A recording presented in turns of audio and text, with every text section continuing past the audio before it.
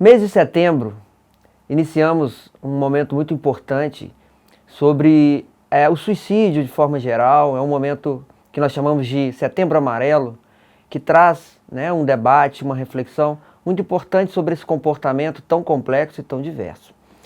Setembro Amarelo é extremamente importante, tanto para os profissionais de saúde pública, tanto os profissionais de saúde de forma geral, quanto para a população também. Entretanto, é insuficiente pensarmos que somente em Setembro Amarelo é mês de falar sobre um fenômeno tão complexo que atinge tantas pessoas, não só no Brasil como no mundo. O que eu quero dizer é que precisamos falar muito mais sobre o fenômeno do comportamento suicídio. Não restringir somente ao mês de setembro.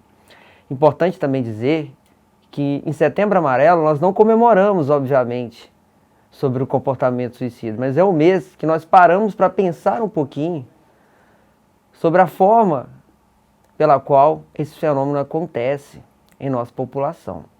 Falar de suicídio é algo muito complexo, é algo extremamente delicado, que abrange todas as classes, todas as raças e todas as etnias. O suicídio não se restringe somente a um olhar, por isso é tão difícil pensarmos, de certa forma, em intervenções, em uma diminuição desse quadro que insiste em aumentar. O suicídio nem sempre foi chamado, por exemplo, de suicídio. O suicídio já teve outras formas de ser denominado, como, por exemplo, o ato voluntário de tirar a própria vida. Isso é muito importante. Se nós pensarmos no suicídio de forma geral, vamos perceber que eles ocorrem em várias tribos, em várias regiões.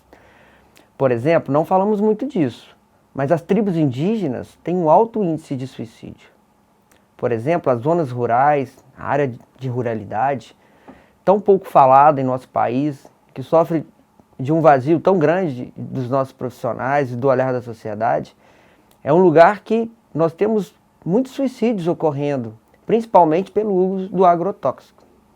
Se nós formos pensar também no suicídio, em outros países, como no Japão, como no continente asiático, ele se configura por outras motivações. Não as mesmas que nós temos, por exemplo, no Brasil. Na Ásia, por exemplo, é muito comum que as pessoas se suicidem por não dar conta, por exemplo, de seguir alguns padrões do país, culturalmente, de não dar conta, de certa forma, de atingir algumas metas. É um país que as pessoas se cobram muito, tem uma cultura mais rígida, né? O que eu quero dizer com isso? Nós não podemos restringir o suicídio somente a um olhar tradicional, somente a um olhar que se reduz a uma questão de saúde mental ou uma questão de loucura. É claro que nós temos muitas pessoas que cometem o suicídio por questões mentais, por alguns transtornos, mas nós temos um leque muito maior de situações que precisam ser pensadas. O que eu quero dizer nesse momento é que precisamos pensar no suicídio como um campo fenomenológico muito mais amplo, que envolve questões sociais, tão estudadas por alguns autores como Dukas, como o próprio Karl Marx.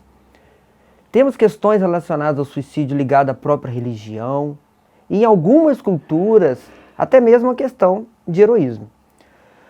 Qual é o objetivo de falar então sobre a importância de olhar para esse fenômeno de uma forma tão mais abrangente? Porque a partir do momento que nós compreendemos que esse campo do suicídio ele se liga a vários fatores, aumentamos também a nossa possibilidade de contribuir para o seu cuidado, de contribuir, de certa forma, com intervenções mais eficazes.